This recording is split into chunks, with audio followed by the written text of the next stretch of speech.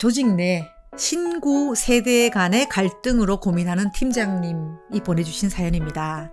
조직 내 신구 조화가 고민입니다. 현재 저희 조직의 세대 분포는 고경력자가 다수를 차지하고 중간은 텅 비어 있으며 신입들이 충원되고 있습니다. 15년 이상 장기 근속자가 80%를 넘습니다. 리더로서 팀원들에게 각자의 역할을 온전히 수행해야 한다고 공지는 했습니다만 고경력자에게 동기를 부여하고 젊은 직원이 성장하도록 돕는 방법이 있을지 고민 중입니다. 저희 회사가 직면하는 변화와 혁신을 잘 따라가기에는 실제로 이 80%의 역량이나 태도가 부족한 게 사실입니다. 그래서 제가 젊은 피 수혈이 필요해서 젊은 직원을 충원하고 있는데요. 1년을 채우지 못하고 이들이 퇴사를 합니다. 퇴사 면담을 해보면 80%의 선배들 때문에 떠나신다고 하네요. 노하우가 필요한 업무라 한꺼번에 인원을 교체할 수도 없는 상황입니다. 이런 경우 저는 어떻게 조직을 관리해야 할까요?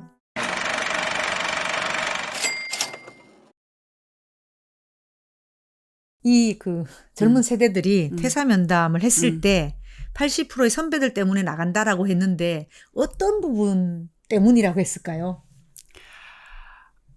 제가 이제 들은 에피소드인데 네. 일을 안 하는 것도 얄밉지.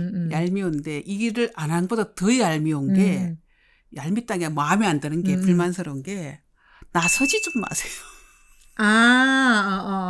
일 안 하면서 나서는 거?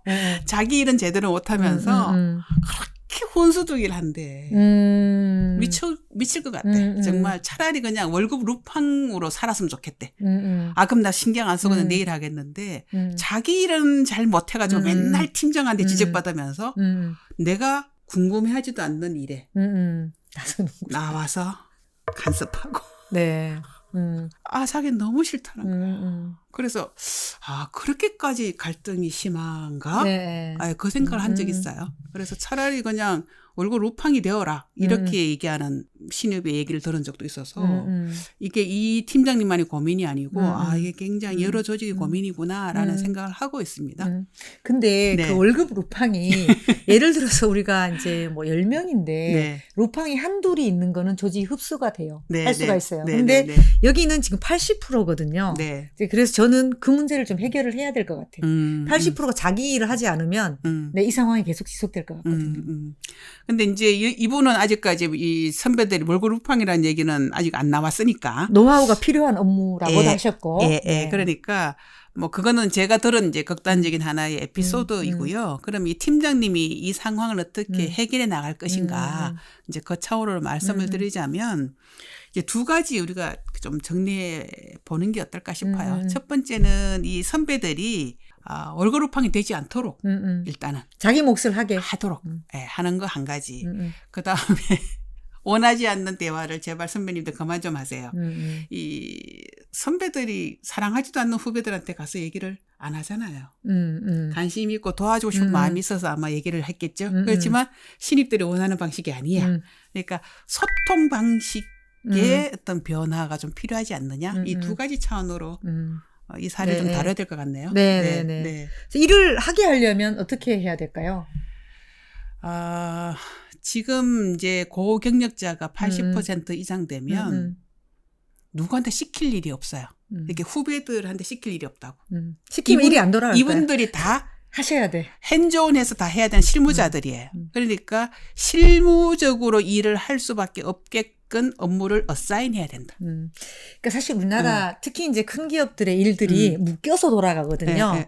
근데 지금은 그게 많은 게 묶여서 돌아가면 이 갈등이 더 생기니까 일을 좀 쪼개가지고 개인별로 어사인할 수 있도록 업무 조정을 하는 게 필요해 보여요. 그죠? 그래서 사실은 후배가 없는 조직이라고 생각하세요, 팀장님. 이 사람이 벌써 7년 차인데 18년 차인데 이래가지고 이 일을 해야 돼? 네. 그래서 업무를 자기가 받은 업무인데 신입한테 슬쩍 넘겨서 하게 한다든지 이런 장면이 연출되지 못하도록 아예 업무 어사인 자체를 개인화시킨다. 이제 이렇게 만약에 팀으로 만든다 할지라도 가능하면은 시니어들끼리 팀으로 만드는 게 좋죠. 안 썼고. 안 썼고. 그러네. 네, 그렇게 네네. 하는 게 좋습니다.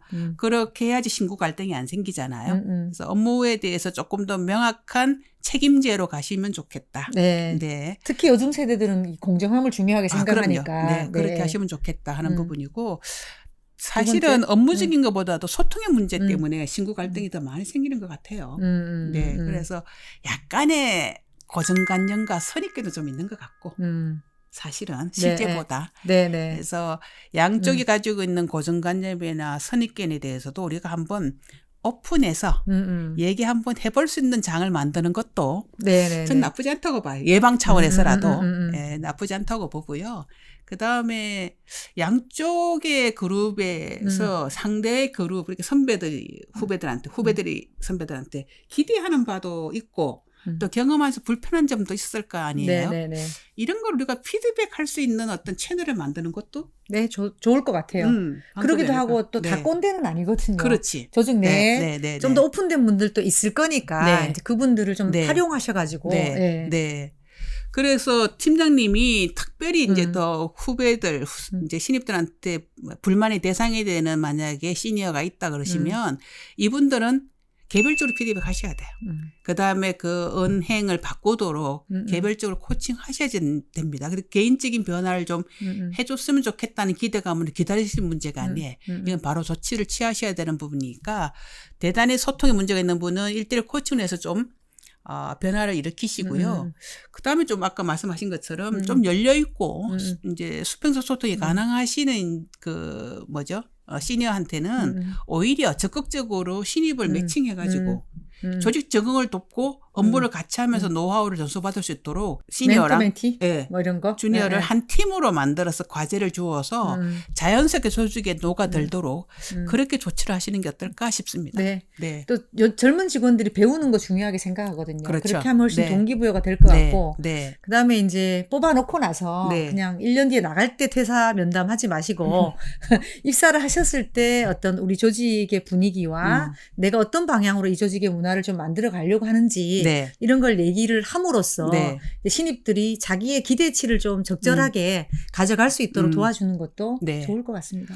아무튼 중요한 것은 신입들의 언로를 열어주시는 거예요. 그래서 신입들이 자기들의 불편함이나 어려움을 얘기할 수 있는 그 채널이 팀장님한테 열려 있으셔야 되고 그걸 적극적으로 팀장님이 또 해소하시는 노력을 보여주셔야지만이 기대감을 가지고 팀장님을 바라봅니다. 그래서 굉장히 적극적으로 움직여야 되는 숙제입니다.